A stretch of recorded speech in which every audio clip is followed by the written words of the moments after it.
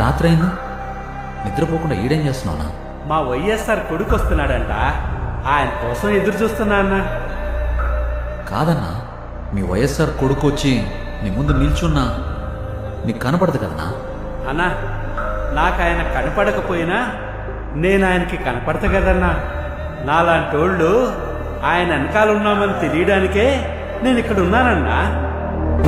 జగనన్నా జగనన్నా ప్రజలంతా నీవే, సూర్యుడిలా ఉదయిస్తివి, కిరణంలా ప్రసరిస్తివి, పేదోళ్ళ బతుకుల్లో చీకటినే తరిమేస్తివి, నిరుపేదల తోడుంటివి, నిర్భాగ్యుల నీడంటివి, మీకోసమే నేనంటివి, మీలో నేనొకడంటివి.